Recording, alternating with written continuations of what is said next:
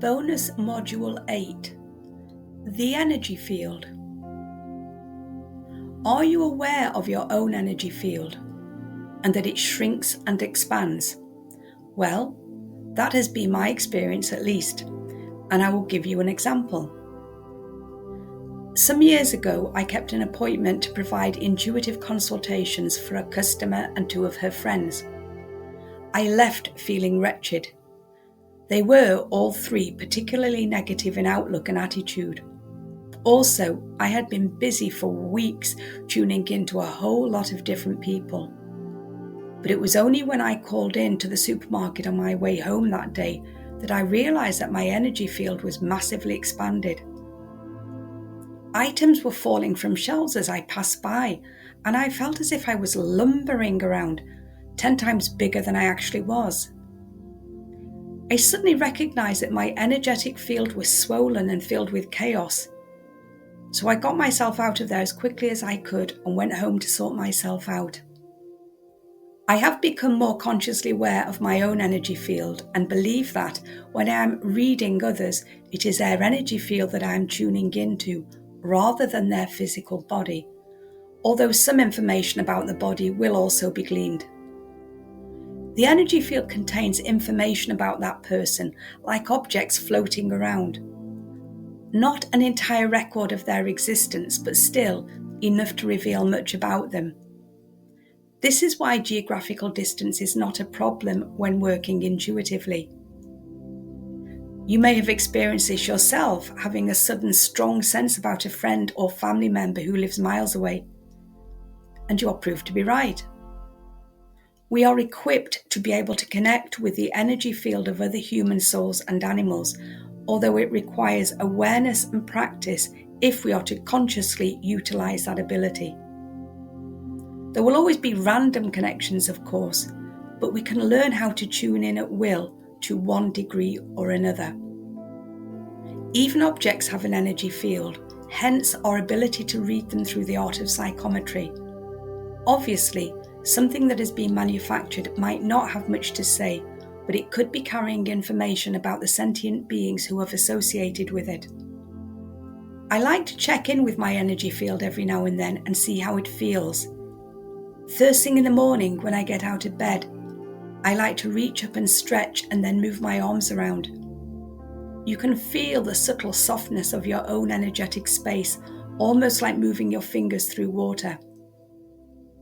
The nature and the quality of our energy field will change, shrink, or expand dependent upon our emotional and physical state of mind.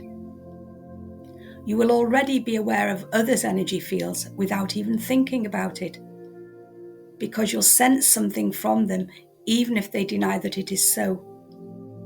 They might be outwardly smiling, but you strongly feel that they are sad or angry. We cannot hide what is strongest within our energy field because it can be felt by the more sensitive, aware, or practiced amongst us. And, of course, we all also exist within a collective energy field, which is why you will sometimes feel inexplicably downhearted or anxious, especially if you are more naturally attuned to the global energy.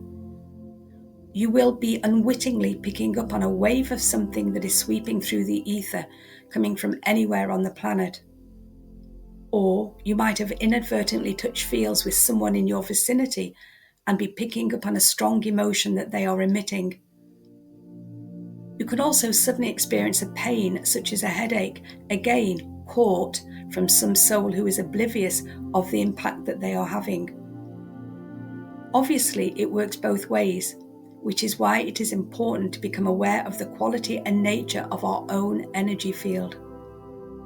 We cannot completely guard against any of this, and why would we want to?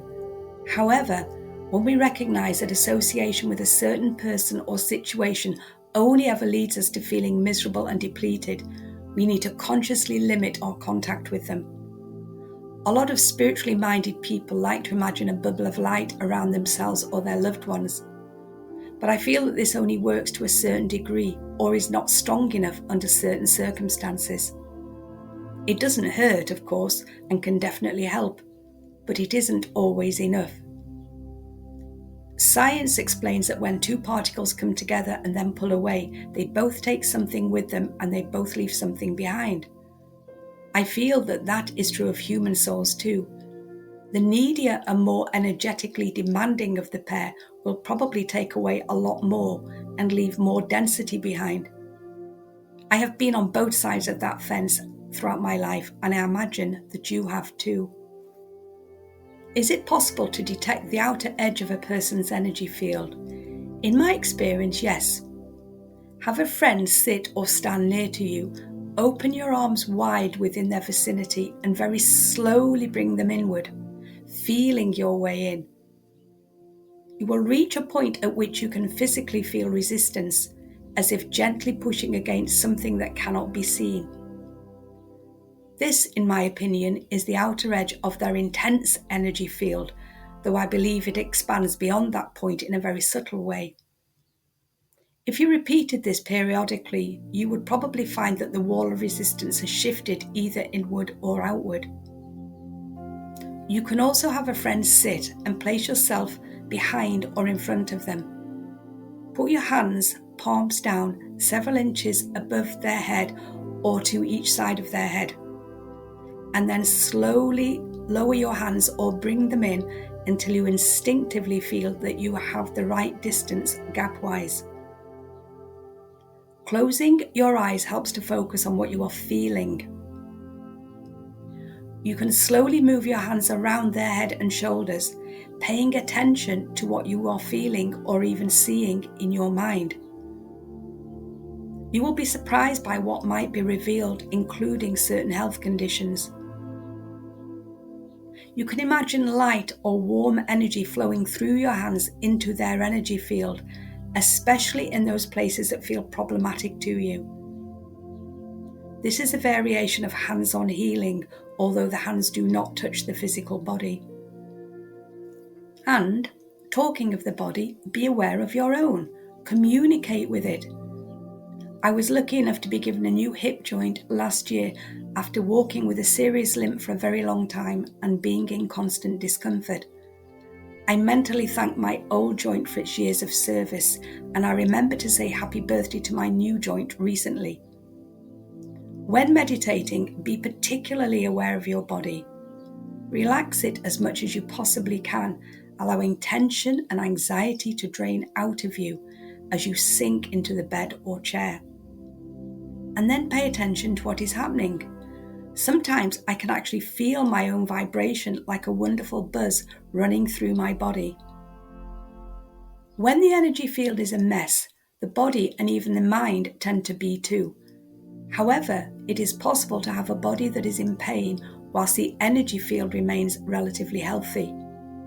At least for those who consciously work on keeping their mindset in a good place, even when it is challenging. The worst energy field I ever encountered was that of a woman who worked as a psychic. This was many years ago when I would work in a friend's shop a couple of times per week giving consultations. I used to use a crystal pendulum occasionally, dangling it above the recipient's head in order to observe how it moved and what it revealed to me. On this occasion, the lady in question had come for a reading accompanied by her daughter. I felt that she was in a very dark place and so brought out my pendulum, and it immediately whizzed round at an alarming rate. The daughter was shocked, asking, "What's making it do that?" "She is," I replied, "or at least what is going on in her energy field." I spent some time attempting to provide healing energy before giving the consultation. Her story was awash with misery and bad choices, with some pretty dark outcomes. It sounded as if bad luck dogged her, but she'd gotten herself so deep in the quagmire she was struggling to see any light at all or any way out. She also informed me that her gift had ruined her life. She believed that it was a curse and that people only wanted her for that gift. I've been in some dark places in my own life, but I was shocked and saddened to witness how powerful negative beliefs can be. We were both in the same line of work technically, but with a completely different perception and approach. I asked her to come and see me again for further healing. She politely thanked me, but I never saw or heard from her again. And this brings me to a final but important point about energy. Like most things in life, it can be used for good or evil. I have come across some who see psychic ability as a power and who have tried to wield it as such. And it is always dark and ugly and to be avoided like the plague. Should we ever be tempted to intentionally send negative energy a person's way? That's a tough one. When someone has genuinely, deliberately caused us hurt or harm, it can be so easy to wish dark things upon them. I've been in that position myself. However, I've never felt good or happy about it. It just doesn't sit right with me. But we do need to protect ourselves sometimes from other human beings. Under these circumstances, once the initial burst of pain or shock or fear has subsided a little, I do two things. The first is I consistently mentally picture a huge rounded mirror protecting me and mine, facing outward toward them. Whatever they send my way, be it good or bad, is reflected back toward themselves. The second thing is I consistently picture them far away from me and breathe into how that makes me feel, usually free and relieved. And I have seen both of these work, though not overnight. Patience is often required. I have found that the vibration of regular chanting, either out loud or in my mind, helps to calm and ground me and does have a gradual impact on the energy of specific situations. And isn't that always the trick? To change the vibration of anything that is causing trouble to ourselves or to the world in general.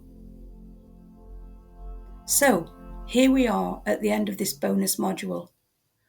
But I'd like to share with you part of an article I found on a medical stroke scientific website, having been interested in what science had to say about the idea of an energy field. The human energy field is defined as a luminous field of energy that comprises a person, extends beyond the physical body, and is in a continuous mutual process with the environmental energy field. It is a vital energy that is a continuous whole and is recognized by its unique pattern. It is dynamic, creative, non-linear, unpredictable, and flows in lower and higher frequencies. The balanced human energy field is characterized by flow, rhythm, symmetry, and gentle vibration.